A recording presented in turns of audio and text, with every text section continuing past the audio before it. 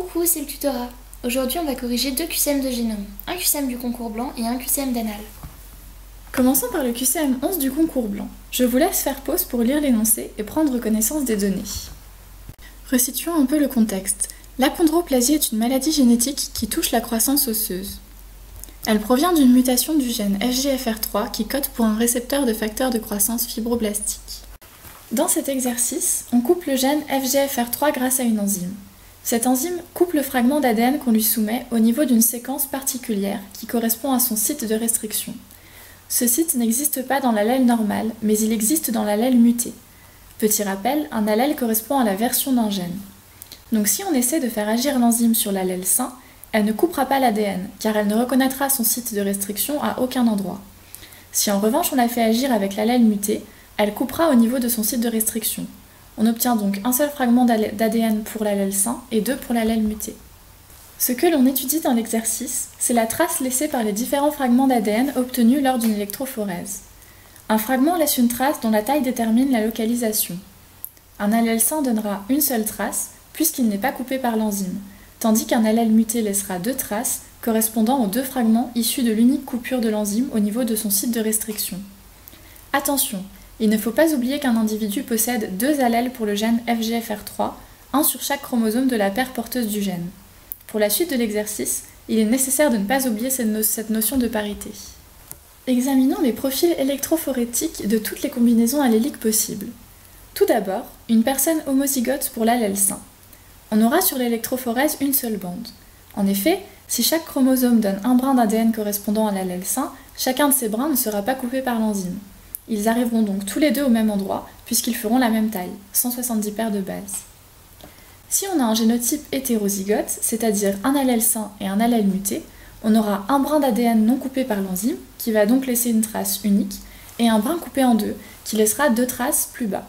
On aura donc trois traces, une pour 170 paires de bases, soit l'allèle sain entier, et pour l'allèle muté, une au niveau de 115 paires de bases et une pour 55 paires de bases, qui correspondent aux deux fragments occasionnés par la coupure enzymatique. Et enfin, si on a un génotype homozygote pour l'allèle muté, chacun des allèles donnera deux fragments, deux de 115 paires de bases qui laisseront une seule trace et deux de 55 paires de bases qui en laisseront une deuxième. Et voilà, nous sommes parés pour répondre aux différents items. Item A. La mutation responsable de l'achondroplasie est d'origine paternelle et maternelle car ils portent tous les deux seulement une copie du gène. D'après l'électrophorèse, le père et la mère sont tous les deux homozygotes pour l'allèle sain, puisqu'on ne voit qu'une seule trace. Donc ils n'ont pas pu transmettre d'allèle muté à leur fœtus. L'item A est faux. Item B. Le fœtus est hétérozygote avec un allèle sain et un allèle muté. Effectivement, on voit sur l'électrophorèse que l'ADN du fœtus laisse trois marques, donc il est hétérozygote. L'item B est vrai. Item C. Chez un individu homozygote pour l'allèle muté, on observera un profil à deux bandes, une de 115 paires de bases et une de 55 paires de bases. Effectivement, si on reprend encore une fois notre schéma précédent, c'est bien ce qu'on avait conclu pour un individu hétérozygote. L'item C est vrai. Item D. Il n'existe pas de site de restriction pour l'enzyme SFCL dans l'amplicon dérivé de la copie normale du gène. Pour rappel, un amplicon, c'est le produit de la PCR qu'on a utilisé.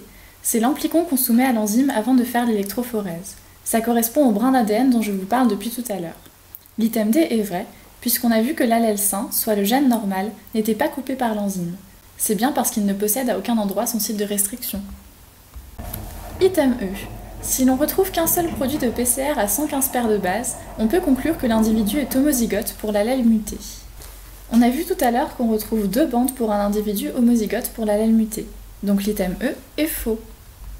En bref, dans cette famille, les parents sont homozygotes sains, mais le fœtus est hétérozygote pour le gène FGFR3. Il sera donc atteint d'achondroplasie, non pas à cause d'une transmission parentale, mais à cause d'une mutation de novo. Une maladie génétique n'est pas forcément héréditaire, retenez-le bien.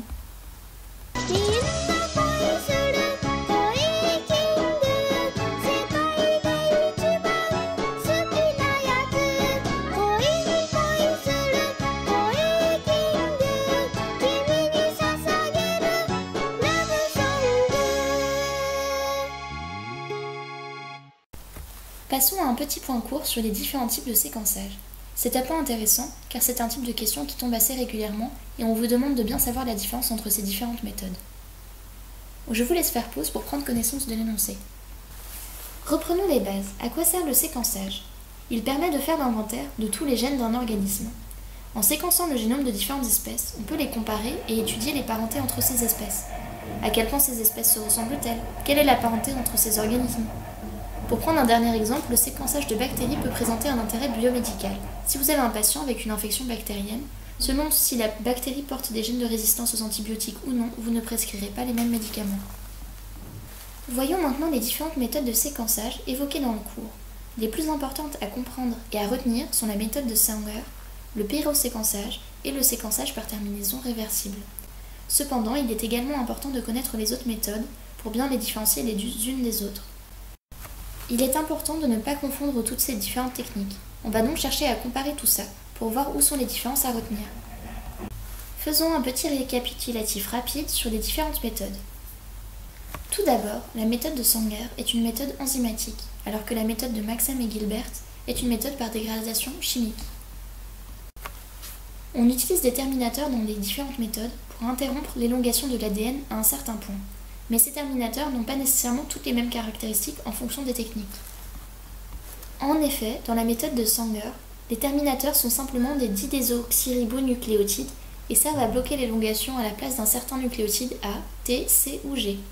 On a 4 milieux de réaction, avec dans chacun d'eux plein de nucléotides A, T, C ou G, mais un seul type de didésoxyribonucléotide pour ne pouvoir remplacer soit A, soit T, soit C ou soit G. On obtient alors des fragments d'ADN avec des tailles différentes dans les différents milieux de réaction.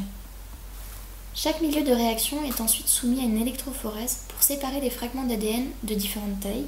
Cela permet de déterminer où se situe telle ou telle base nucléotidique dans la séquence d'ADN. Dans le pyroséquençage, on va mesurer la lumière émise lors de l'élongation d'un nucléotide. La lecture de cette incorporation de nucléotides grâce à la lumière est appelée pyrogramme. En fonction de l'intensité de la lumière émise, le pic sera plus ou moins grand sur le pyrogramme. Si on a un pic important d'un certain nucléotide, cela signifie que le même nucléotide a été incorporé plusieurs fois d'affilée. Dans le pyroséquençage, on n'utilise donc pas réellement de terminateur, on n'interrompt pas l'élongation. Dans le séquençage par terminaison réversible, le fragment d'ADN à séquencer est attaché à un support par l'intermédiaire de linker. Ce fragment est ensuite ponté, ce qui signifie que les deux extrémités sont reliées au support. La molécule est amplifiée par PCR, ce qui crée des polonies, c'est-à-dire des colonies de fragments d'ADN identiques issus d'une PCR. Enfin, la réaction de séquençage est initiée par une amorce sur chacun des fragments. Pour la synthèse, on utilise 4 nucléotides terminateurs fluorescents, dont la fluorescence est spécifique à un nucléotide, soit A, soit T, soit C, soit G. D'après l'item A, le séquençage par terminaison réversible utilise des nucléotides terminateurs fluorescents. C'est bien ce qu'on a vu à l'instant. L'item A est donc vrai. D'après l'item B, le séquençage par terminaison réversible s'applique directement aux colonies bactériennes. Cela n'est pas évoqué dans le cours pour le séquençage par terminaison réversible. Cependant, c'est bien le cas pour le pyroséquençage. En effet, il est possible de séquencer des génomes bactériens de novo, c'est-à-dire sans référence préalable. L'item B est donc faux.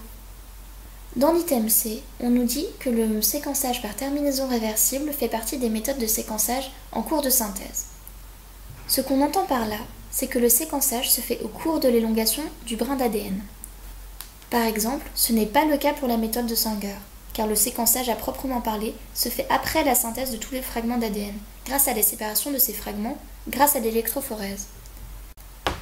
Mais le séquençage par terminaison réversible est bien une méthode de séquençage en cours de synthèse. L'item C est donc vrai. L'item D nous dit que le séquençage par terminaison réversible génère des taux de couverture faibles. Qu'est-ce qu'un taux de couverture? Le taux de couverture, c'est la longueur totale séquencée par rapport à la taille du génome. Les taux de couverture importants sont assurés par les méthodes de séquençage haut débit, comme par exemple le pyroséquençage ou le séquençage par terminaison réversible. Pour le pyroséquençage, le taux de couverture atteint 20 à 25. Pour le séquençage par terminaison réversible, le taux de couverture est nettement plus élevé et atteint 60, voire même 100. Le séquençage par terminaison réversible génère donc un taux de couverture élevé, contrairement aux méthodes historiques. L'item D est donc faux. D'après l'item E, le séquençage par terminaison réversible est une méthode des plus coûteuses. En effet, la faible intervention humaine permet de diminuer le prix de certaines techniques, notamment celles des techniques les plus récentes, qui permettent un séquençage haut débit. Le coût du séquençage par terminaison réversible correspond en effet à 1% du coût de la méthode de Sanger. L'item E est donc faux. Et voilà, le dernier Instant Pew prend fin. On tenait à remercier ceux qui ont suivi Totopew tout au long de ses aventures et à vous souhaiter une dernière fois plein de courage. Que vous trouviez votre place dans une filière post-PACES ou ailleurs, on vous souhaite beaucoup de réussite et de bonheur.